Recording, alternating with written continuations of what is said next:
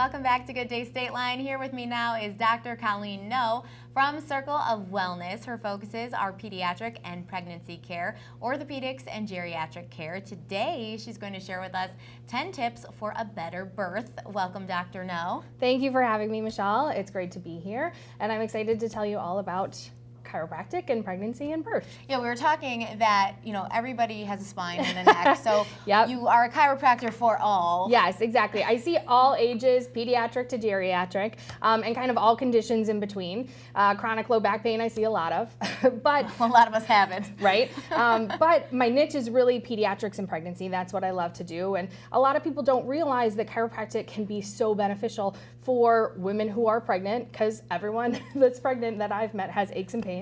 Sure. A lot of times low back pain and sciatica. And it's just from how, the baby's sitting and kind of growing and changing your center of gravity. And then we can treat them outside of the womb too. I see a lot of pediatric cases with torticollis, different kinds of neck issues as well. So I've heard chiropractors say, being born is not that easy. it really, you're right. Yeah, it's in a way it's kind of traumatic. It's a great thing because Sure. We're outside of the womb now. But the travel through the birth canal is kind of a lot of pressure for babies, and it jumpstarts their nervous system. So that's really a great thing, But that's why they come out crying, because they're in this bright room and it's really cold, and it's a whole new environment for them. But it can cause some issues too, especially when we're getting some traction as we kind of come out, whether it's a cesarean or kind of a natural delivery. So it tractions the baby's neck, and that can cause some neck spine issues, nervous system issues, brachial plexus issues.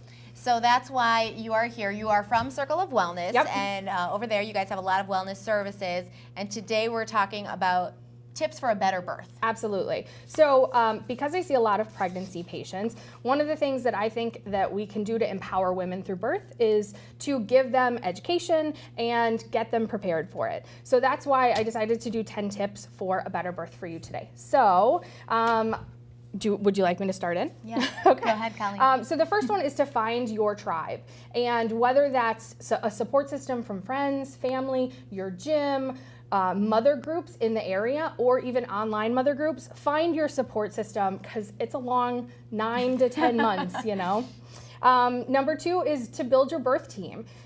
Make sure that you have an OB or a midwife team that you're comfortable with that supports the birth that you want to have.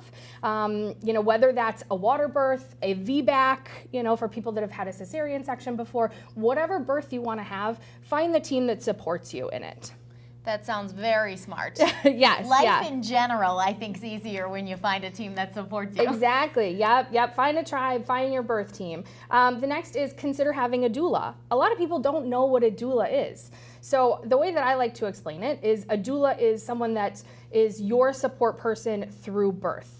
So imagine you're climbing Mount Everest. Okay, You have your climbing partner, which is your spouse, your significant other, your partner, and then you want someone that knows the way. You want a Sherpa to guide you, and that is the doula. That's your birth support person. So I really recommend having it because it can decrease labor times, it decreases labor pain and the need for birth.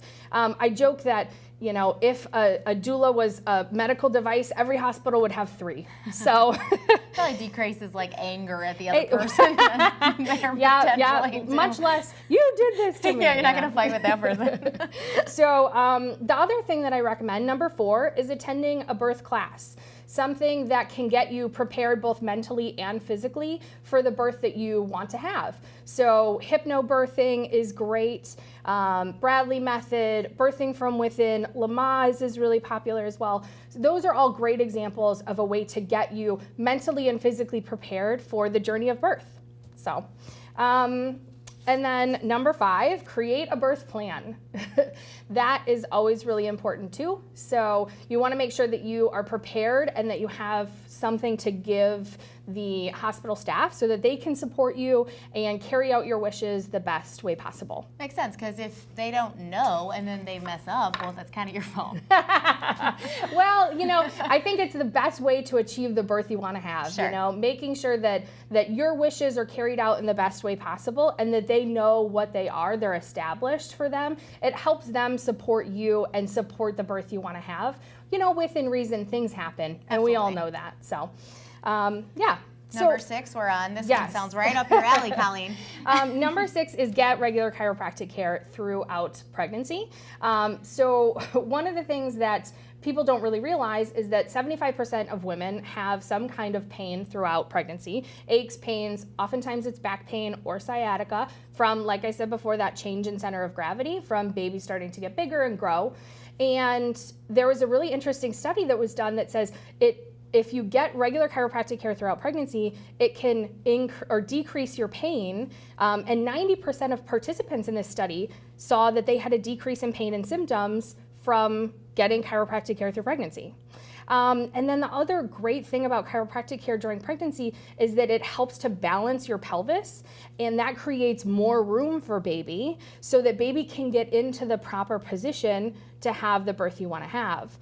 Babies are smart, babies are intelligently designed, and so if there's not room, they won't get in the right position. So it really helps to kind of create room in the pelvis and get them into the right position for birth. Which sounds like it's, going It's ideal. to create the greatest ending, right? Yeah, exactly. So what's number 7? So number 7 is to labor at home as long as possible.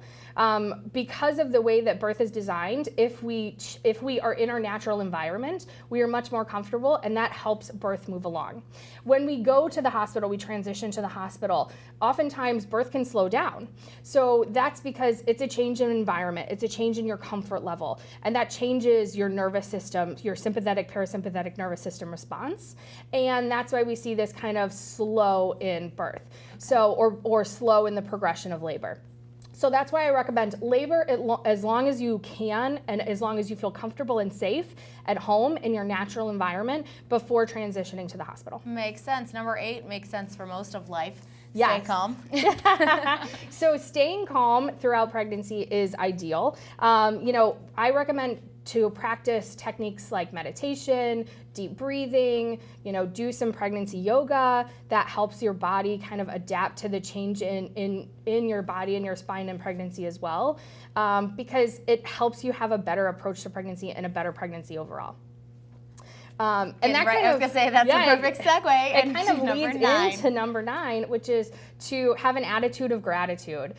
Pregnancy is a long journey, 9 to 10 months, and, it's not always easy. There's a lot of aches and pains that go along with pregnancy. And so having an attitude of gratitude, it helps you connect to the baby better. It helps you connect to your spouse or your significant other through being grateful for this gift, this wonderful gift that you're about to receive. So I really recommend doing some gratitude journaling at night before you go to bed. Have a journal next to your bed and write down 5 things that you're grateful for that day. And that helps you kind of go to bed positive and then wake up the next morning and read what you had written the night before. That seems like a great tip for anyone. Really, it is. Yeah, pregnant or not. Yeah, and then finally number 10 is do your research. Absolutely. So do your research on everything. And most, pregnant mamas, this just goes along with being pregnant. They research everything from prenatal vitamins to pediatricians, and I think that's great because, the more information you have, the better decisions you can make for your growing family. Perfect. Thank you so much for coming in. Circle of Wellness, you have all the tips there, I'm sure, too, if somebody missed any of them today. Absolutely. And you can visit circleofwellnessrockford.com. Before we take a quick break, let's see what's going on around town.